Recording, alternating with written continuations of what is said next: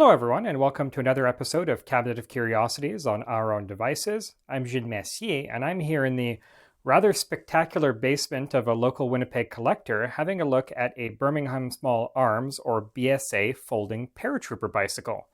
Now, these were produced early in the Second World War to issue to British airborne troops to give them a bit more mobility once they landed.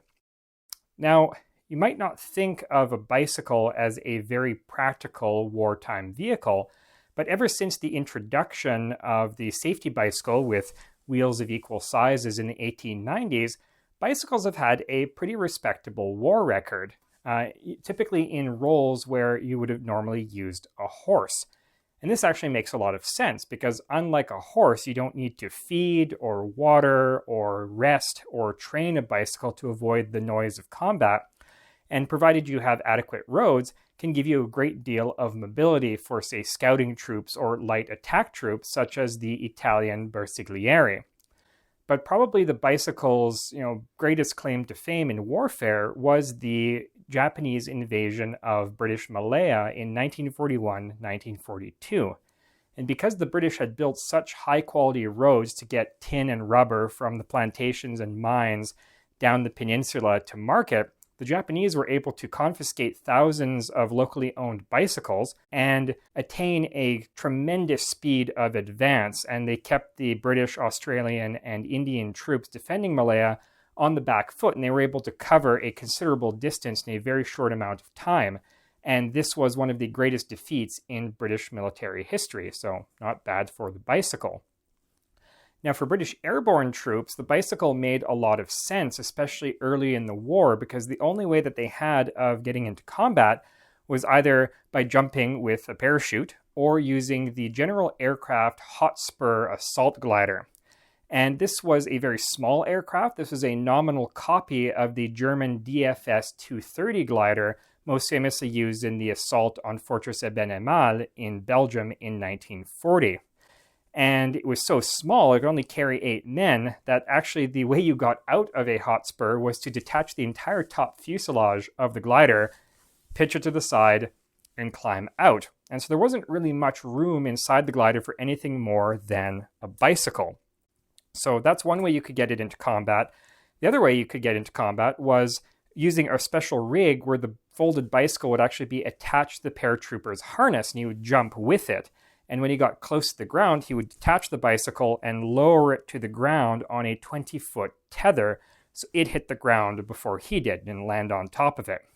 And you could also fit a specialized parachute to the folded bicycle itself, and you could pitch it out separately from the rest of the drop stick. So let's have a little bit of a closer look at this, and I'll show you how it works. So you'll notice that this looks very much like a regular bicycle, and for the most part, it is. However, there's a couple of interesting details.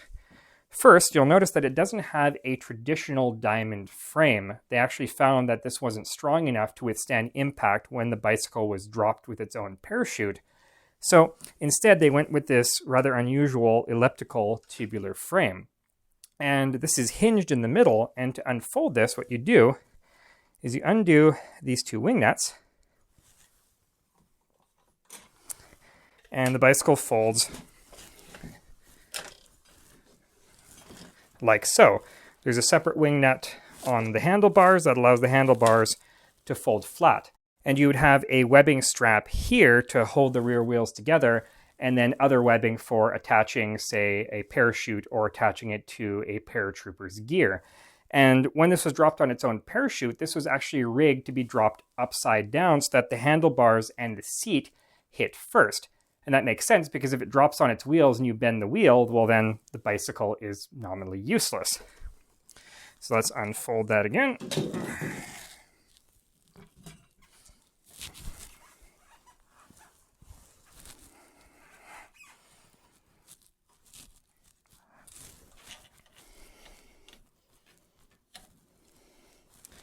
And there we go, ready to use.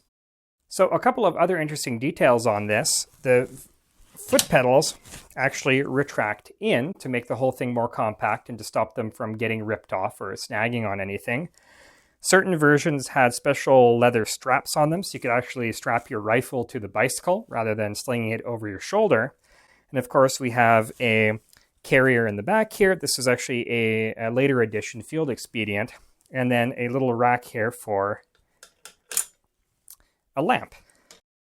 Now, around 60,000 of these were manufactured by BSA between 1943 and 1945, but unfortunately, not a lot of them were used for their intended purpose. And the reason for this was that by the time British airborne troops were used in large numbers, they had access to better vehicles, including jeeps, which could either be supplied to them by dropping by parachute or using larger assault gliders that had then been developed, including the General Aircraft Hamilcar and the Airspeed Horsa. So they really didn't have use for this. However, they did try to use these as much as possible in other applications. The largest use of these would have been during the 1943 invasion of Sicily, while there are actually very famous photos of Juno Beach during D-Day where the Canadian landing craft are just jammed full to the gunnels of these folding bicycles, the idea being that when the Canadian troops got over the beach, they could then use bicycles to push deep inland very quickly. Problem is, you have to get over the beach, and bicycles don't do so well on wet sand, so most of the Canadian troops ditched their bikes before they actually cleared the beachhead. But still, these were rather popular on forward air bases for crews to get around between aircraft, for pilots to get to their aircraft from their sleeping quarters. They were popular among tankers, where they would carry a few of these on the deck of a tank in order to use them as general runabouts when the tank was parked. So they did see some utility service. And after the war, in countries where the Allies fought, leftover folding bicycles were incredibly popular with the local population, with civilians, including in Norway, in the Netherlands, and in France. And they inspired the design of future types of folding bicycles. Now, this wasn't the only two-wheeled vehicle that was specially designed for airborne use. The British Airborne also had their own special motorcycle called the Well Bike.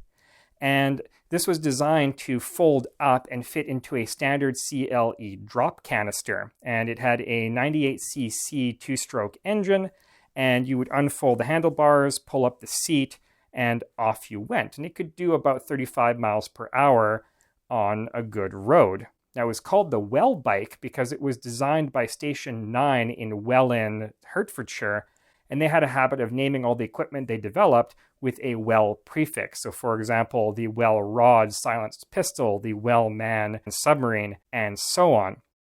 Now, just like the BSA bike, the Well Bike really didn't see all that much service in its intended role, but again, it was used in utility roles as a general runabout. Unfortunately, it also didn't have a front brake, so it wasn't legal for civilians to use in the UK after the war, though some farmers still used them on their property or on country roads where they still were legal.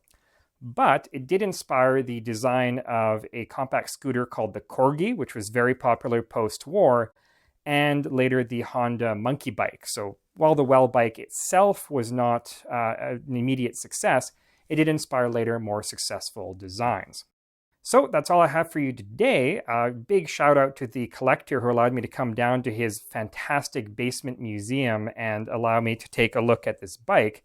You know, it's funny, ask and ye shall receive. You'll probably recall that not too long ago in my wish list video, I said that I wanted to cover one of these. And the same day that video came out, this collector contacted me and said, "Hey, I've got one. Do you want to come and see it?" So again, thank you so much for that opportunity. Until next time, I'm Gilles Messier from Our Own Devices. Thank you so much for watching, and have a great day.